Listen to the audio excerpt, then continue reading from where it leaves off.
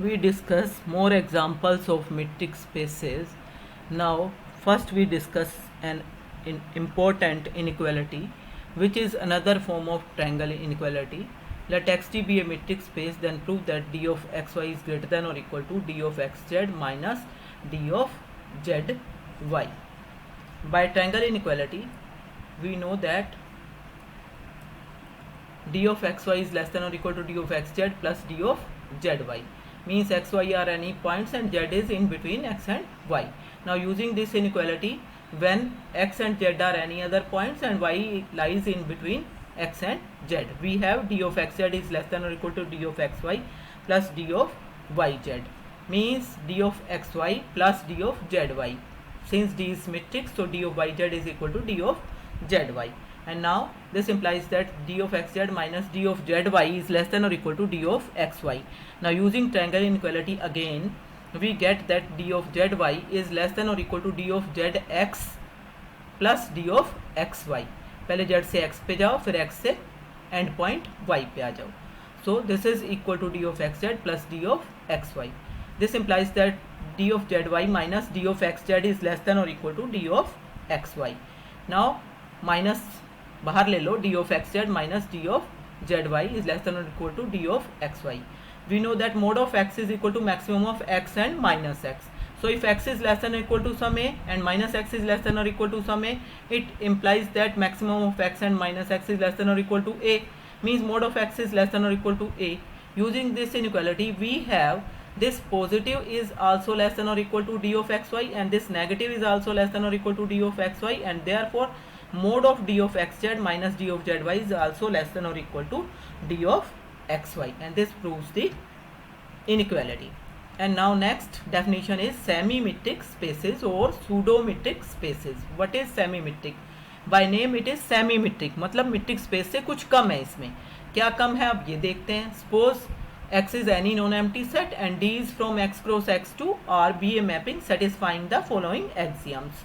D of xy is greater than or equal to 0, and second one is if x is equal to y, then d of xy must be equal to 0, but its converse is not here. Then third one is d of xy is equal to d of yx symmetry. Then fourth is triangle inequality, d of xy is less than or equal to d of xz plus d of zy. Then x with this d is called a semi-metric space. Now we observe that all conditions are same, but second is not same. Here we have x equal to y, then d of xy is equal to 0, but converse is not true, means there can be points for which d of xy is equal to 0 but x is not equal to y. So every metric space is a pseudo metric space, but converse need not be true. For this we consider, to justify our answer, we consider the following example. Important example है, exam में भी आ जाता है. Give an example of a pseudo metric space or semi metric space which is not a metric space. So for this, let x be the class of all Riemann integrable functions f from 0 1 into r. Means x किस तरह का set है, x में functions है f, वो function कहाँ से कहाँ तक है, 0 1 से लेके r तक, और कैसे फंक्शंस हैं, सारे इंटीग्रेबल फंक्शंस हैं. So we define d from x cross x to r such that d of F G, क्योंकि यहाँ फंक्शंस हैं तो फंक्शंस में ही डिस्टेंस डिफाइन कर रहे हैं, दैट इज इंटीग्रल 0 टू 1, क्योंकि सारे फंक्शन 0 1 से शुरू हो रहे हैं, so integral 0 to 1. Mod of f minus G x dx means this is f of x minus g of x mod dx for all f and g belonging to x. Now then d is a pseudo metric but is not a metric. We check all the axioms one by one. First one is this, since mod of fx minus gx is greater than or equal to 0 always, so its integral will be greater than or equal to 0, so d of fg is greater than or equal to 0. For third, symmetry, mod of fx minus gx is equal to gx minus fx, so d of fg will be equal to d of gf. Then fourth inequality, triangle inequality, let f gh belongs to x, then d of fg is equal to integral from 0 to 1 mod of fx minus gx dx. This is equal to 0 to 1 f of x minus hx add कर दिया, hx subtract कर दिया, minus gx dx. Then दो part बना लिए triangle inequality से, less than और equal to F X minus H X, और दूसरा बना लिया H X minus G X. First one is F H and second one is HG. So triangle inequality also hold. What is this? This is actually the geometrical representation of D of FG. मान लो ये वाला जो function है ये है आपका f, और ये जो दूसरा फंक्शन है ये वाला ये है सपोज g. ठीक है, दोनों फंक्शन 0 1 के बीच में लाइक कर रहे हैं, रेंज कुछ भी हो सकती है. तो उस केस में आपका ये जो डी ऑफ एफ जी है क्या है, इंटीग्रेशन है. Integration means area under the curve. So F x में से जी एक्स घटाना है आपको, तो ये जो बीच वाला शेडेड पोर्शन है this gives the value of D of F of G geometrically. Okay, now we discuss the important inequality, second one, which is not same in metric and pseudometric. If f is equal to g, this implies d of f of x is equal to gx for all x belonging to 0 1, means this mode is 0 and therefore its integration is 0, so d of fg must be 0. So xg is a pseudometric space, but this is not a metric space. We have to show that this is not a metric space, so we find some functions f and g such that d of fg is equal to 0 but f is not equal to g. For this we consider the function f equal to x plus 1 for x not equal to half, and 2 for x equal to half, and g equal to x plus 1 for x not equal to half, and g 5 for x equal to half. What we have done, we have taken two functions f and g which are continuous everywhere except at only one point x equal to half, and we know that every function which is discontinuous at only one point is Riemann integrable. Therefore f and g are Riemann integrable. Here f is not equal to g, क्योंकि अगर f को g के equal होना है तो सब points पे equal होना पड़ेगा, लेकिन f और g की value x equal to half पे इक्वल नहीं है. सो these functions are not equal, but d of fg is 0 to 1 f of x minus g of x, break it 0 to half integral and plus half to 1 integral. लेकिन 0 से half में भी f और g की value same है और half से 1 में भी f और g की वैल्यू सेम है, so difference will be 0 and so the result is 0. So d of fg must be 0, but f is not equal to g. So this is very important example. And next is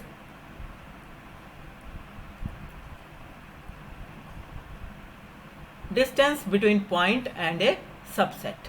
What is this? Let xd be a metric space and a be contained in x.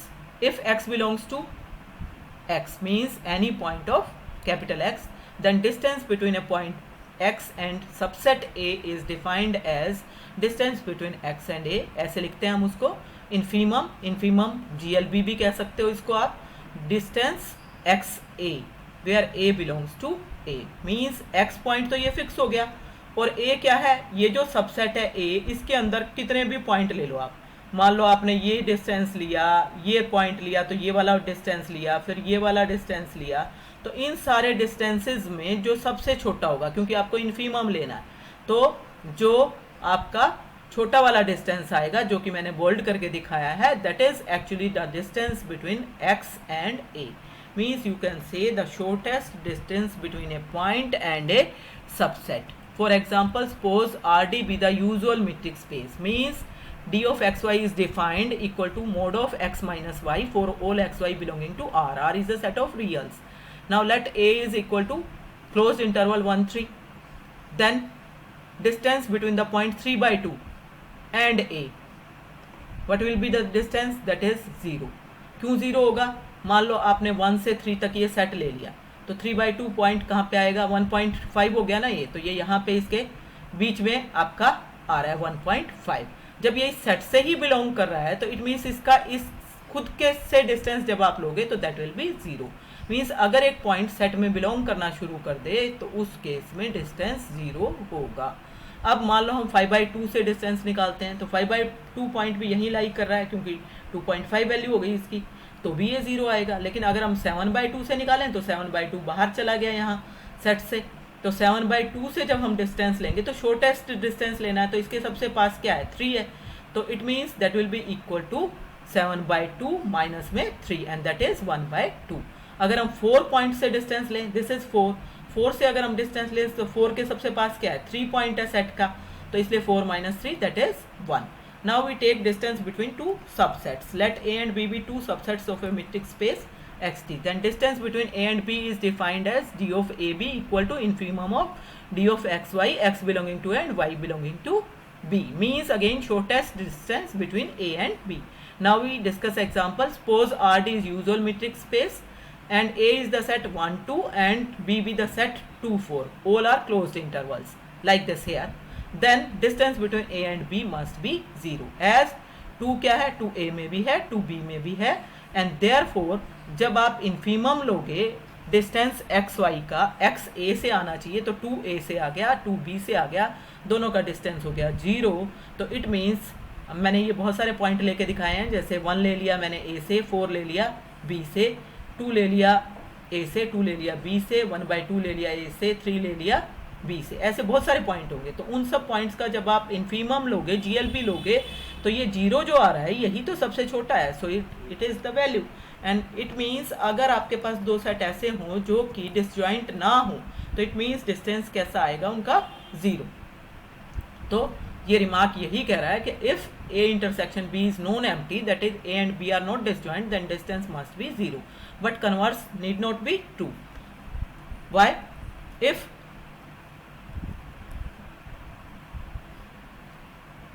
मान लो d of AB 0 है, लेकिन this does not imply that A intersection B will be non empty.